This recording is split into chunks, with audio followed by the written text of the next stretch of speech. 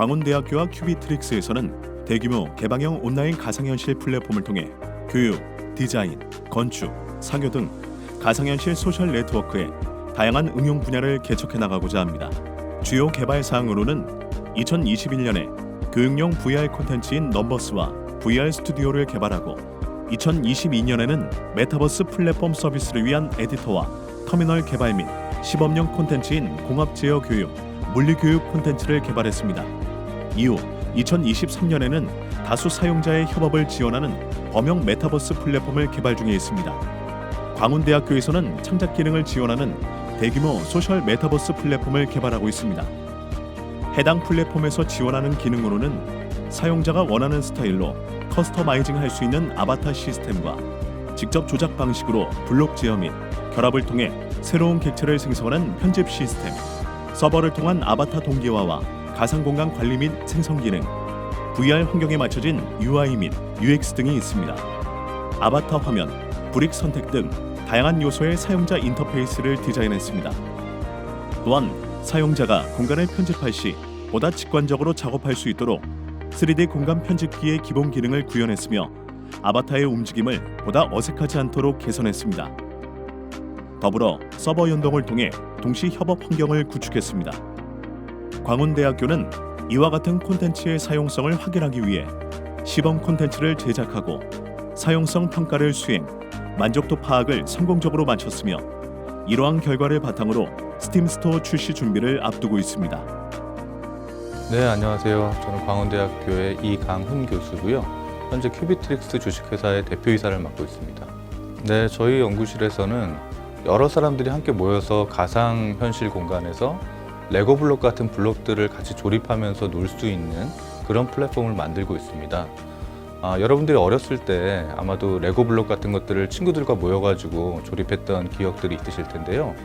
물론 다른 점들도 있습니다. 예를 들자면 레고 블록은 자그마한 블록들을 가지고 조그마한 비교적 작은 크기의 그런 구조물을 만드는데 저희는 블록 자체도 크고요. 이 블록을 이용해서 아주 큰 공간을 만든다는 점이 일단 다릅니다. 그리고 레고 블록은 아무래도 그 부품의 개수가 제한될 수밖에 없는데요. 저희는 무제한의 블록을 제공하기 때문에 원하는 형태는 얼마든지 만들 수 있다는 장점이 있고요. 또한 레고 블록을 낄 때는 서로 이렇게 잘 맞붙여 가지고 끼는 그 과정이 필요한데 저희는 가상현실에서 이 작업을 하기 때문에 그냥 갖다 대기만 하면 자동으로 딱딱 붙습니다. 마치 자석 붙듯이요. 그래서 조립 과정도 상당히 편리합니다.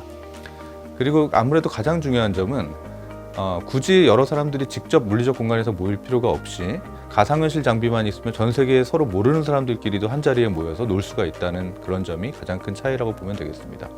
그런데 이게 비단 어떤 블록 조립 놀이로 끝나는 것은 아니고요.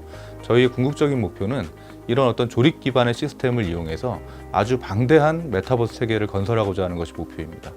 일단은 저희는 작년 6월에 그 큐비트릭스 법인을 설립을 했고요. 이 법인을 통해서 메타버스 플랫폼을 본격적으로 사업화하기 시작했습니다. 그리고 나서 8월에 이르러서는 그 전년도에 개발했던 교육용 VR 컨텐츠를 판매해서 초기 매출을 거두기도 했고요. 그리고 작년 12월에는 아주 잘 알려진 세계적인 그 컴퓨터 그래픽스 학회인 시그랩 아시아라는 컨퍼런스가 있는데요.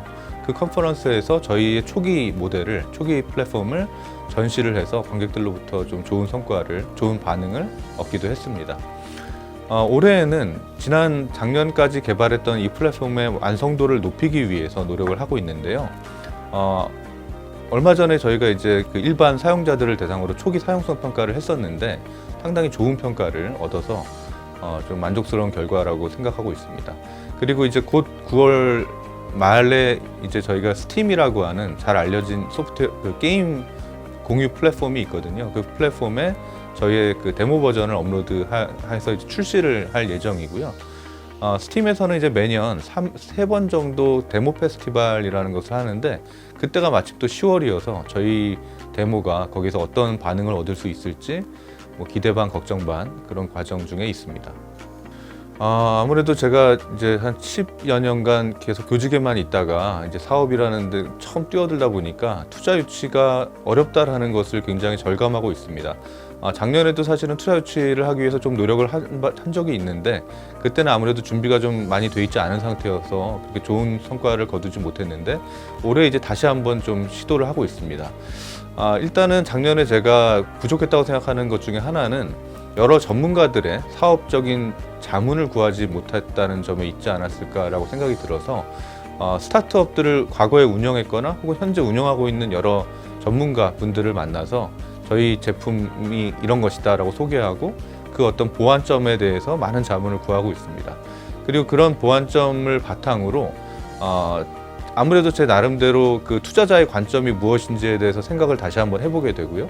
그리고 또 저 스스로도 여태까지는 그냥 교수의 시각에 머물렀다면 이제는 약간은 사업적인 시각을 가지게 됐다는 그런 장점도 있습니다.